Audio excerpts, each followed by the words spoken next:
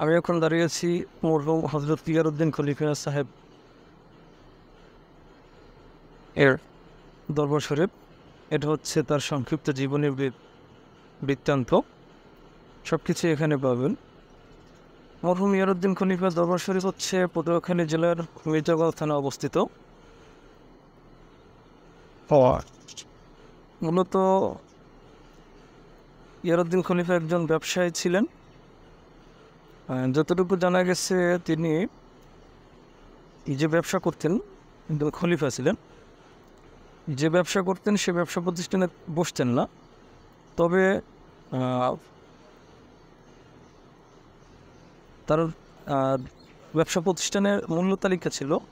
কেউ যদি কোনো কিছু নিত, ওই তালিকা অনুযায়ী কোনো কাস্টমারের কিছু লাগলে সে হচ্ছে সমপরিমাণ টাকা দিয়ে ওই পণ্য নিয়ে যাবে। এখানে সব কিছু মোটামুটিভাবে লেখা আছে।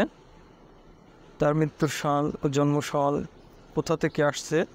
সম্ভবত সে শরীয়তপুর জেলা থেকে পটুয়াখালী মির্জাগঞ্জ আগমন করেন।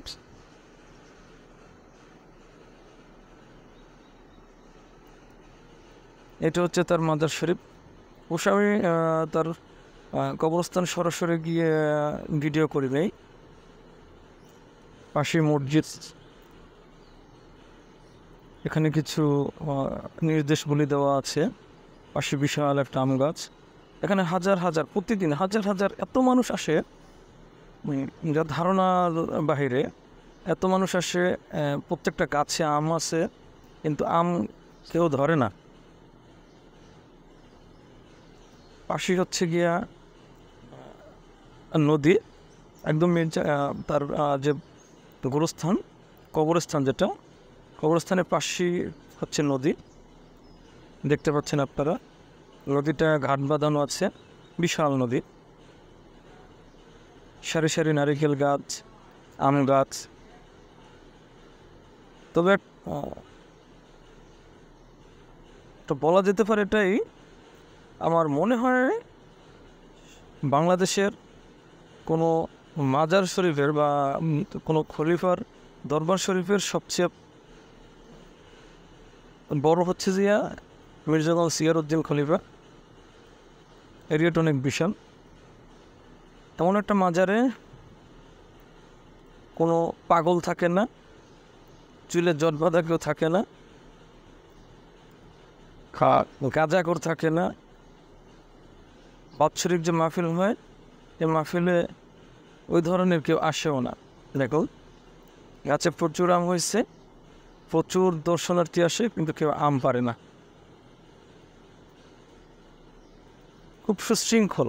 দেখেন, এটা হচ্ছে মাহফিলের মাঠ। দেখেন আম গাছ। আমি মাঝে মাঝে এখানে যেতাম, বিশাল মাঠ। এটা হচ্ছে একটা এতিমখানা লিলে বোর্ডিং। কেউ কোনো মানত থাকলে বা দান করতে চাইলে এখানে করতে পারেন। এটা হচ্ছে মাহফিলের মঞ্চ, স্থায়ীভাবে করা।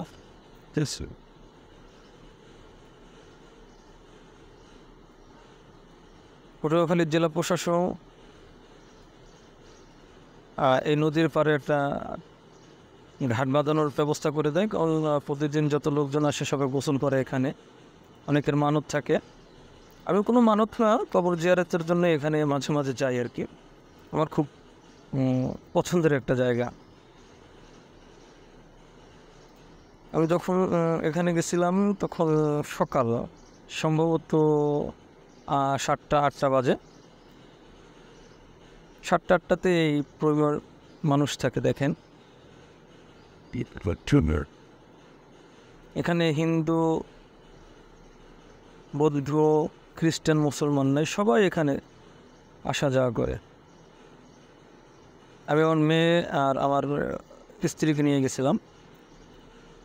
তবে একটা কথা বলতে হয়, এই যে নদীটা দেখা যাচ্ছে, এই নদী থেকে যখন ইঞ্জিন চালিত কোনো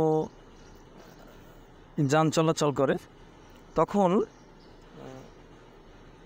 ইয়ারউদ্দিন খলিফার এই হুজুরের যে কবরটা আছে বা এই দরবার শরীফের এরিয়া থেকে শুরু করে শেষ পর্যন্ত যে এই এরিয়া থেকে যখন কোনো ইঞ্জিন চালিত কোনো কিছু যায় তখন খুব স্লো, খুব ধীরে ধীরে যায়।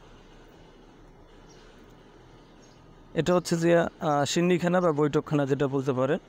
খলিফা সাহেবের আদর্শিত এইটা দোকান। এখানে মূল্য তালিকা দেওয়া আছে। এখানে কোনো দোকানের মালিক থাকে না বা কেউ থাকে না এখানে। আপনার যা লাগে মূল্য তালিকা অনুযায়ী এখান থেকে নিয়ে সমপরিমাণ টাকা বাক্সে ফেলে দেন। এই বক্সে পণ্যের মূল্য ফেলে দেন। এখানে চাল, গুড়, মোমবাতি, আগরবাতি সব কিছুই আছে।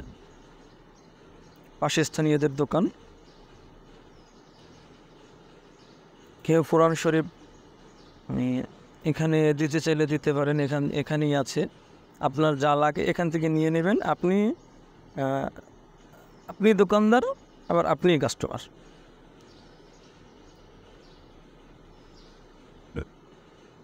Yeah, I'm doing this flavor.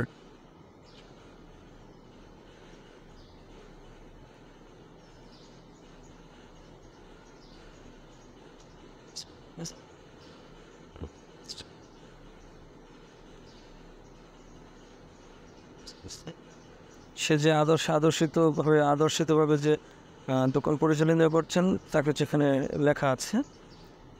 পাশে হচ্ছে যে মহিলাদের ইবাদতখানা। এখানে মহিলারা নামাজ পড়তে পারে। এটা হচ্ছে সিন্নিখানা, যে বৈঠকখানা যেটা। এই বাটিতে সিন্নি দেওয়া হয়, চাল গুড় দিয়ে, যে অনেকে মানত করে বা অনেকে টাকা পয়সা দিয়ে এখানে ফেলতে পারেন। ওই সিন্নিখানা বসে অনেকে সিন্নি খায়। কি সুন্দর পরিবেশ, কোনো গাজার গন্ধ নাই, কোনো গাঁজাখোর থাকে না, হিরঞ্চি থাকে না, কোনো ফকির মিসকিন এখানে কিছু নাই। এটা হচ্ছে যে মসজিদ। শুক্রবার প্রচুর মানুষ হয় এখানে। পটুয়াখালী, বরিশাল জেলার যত বড় বড় মন্ত্রী, নেতা, আমলা যারা আছে, সরকারি আমলা যারা আছে, সবাই এখানে আসে। আসার পর এখান থেকে মোনাজাত করে। এখানে মাজার শরীফে জিয়ারত করে। এখন এটা মাঠ।